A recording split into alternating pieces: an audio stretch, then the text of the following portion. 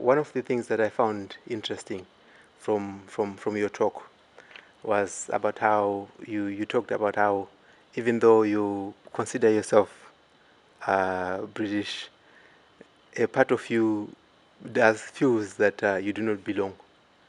Why do you think that is so? I think you're always aware because you're caught between two worlds. So in the sense that my family always regard me as Indian. That's the family, my background, my parents and some of my relatives. Whereas I'm married to a white woman who's born here. I was born here, and my children were born here. So in many ways, I regard myself as British. But it's always other people who want you to feel that you're not British. Want to pigeonhole you in other categories. So if it be my family, also I think in writing terms, often when I do readings, I'm presented as a British Indian voice. And I know that's probably never going to go. So every time that happens, I'm reminded how I'm not seen as another English voice who's writing about a regional or writing from his own region, which is a certain part of London, but is seen as someone who's from a different country. Now, what does it mean to you to be British? To be British is to be excitedly existing in many spaces at the same time, where you have a license to do Indian things if you want, eat Indian foods, eat Western foods, eat Caribbean foods, eat Chinese, or try out different clothes, try out different languages, in an unself-conscious way. I think Britain gives us that license to feel free in different places.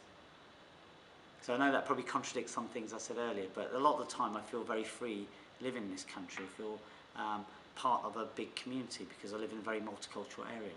So I think that's the benefit of Britain. It's tolerance and acceptance. And what does it mean to be Indian? To be Indian means to have another history, which is partly buried, and that becomes an exciting chase. So one way I do that is by discovering Indian stories that I can write into English.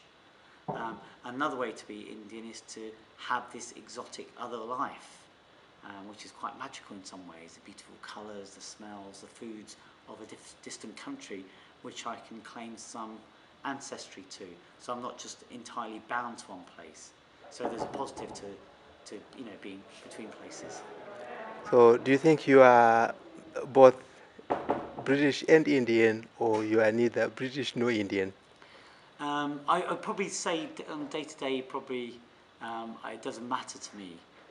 So, for example, the Norman Tevitt cricket test, I would probably just support the team whose players I knew most. Um, if somebody's, or another way to put it, if somebody was being horrible about English people, I'd be very defensive of them. If somebody was being horrible about Indian people, I'd be defensive of them. And I'd probably feel defensive of any culture. So in a sense, above all, I feel myself to be, in the phrase, a citizen of the world.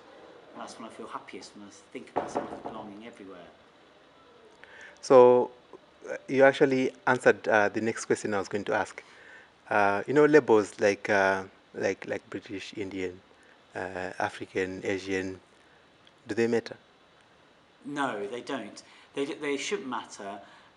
They matter in thinking, I think, rather than living. In thinking, they help us to think about boundaries and how we feel we're misperceived or misjudged or miscalculated. Um, but in day-to-day life, I think they're terrible restrictions. And we play that out with my children, me and my wife. We don't regard our children as being English or Indian. We see them as part of the world. And we have, maps and globes in the house, and we want them to feel part of that world. So that in the practical term, I think it plays out as a feeling very universal.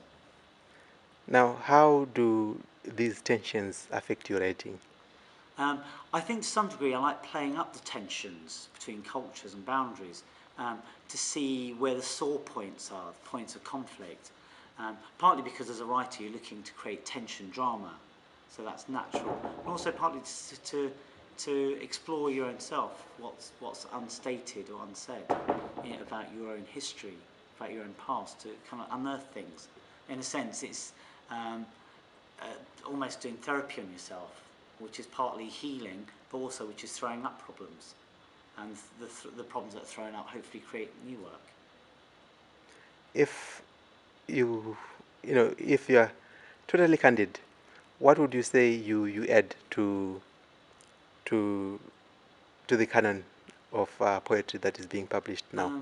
Well, I mean, yeah, if somebody said, oh, yeah, you're part of the British tradition, if in any way, I'd say I was probably bringing Indian characters into English poetry.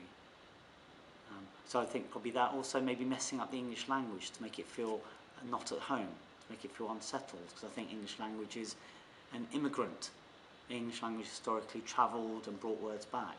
So in a sense, hopefully, the thing I'm trying to do is make us more aware that English isn't settled and that it's alive and it's responding to change. Thank you very much. Thank you.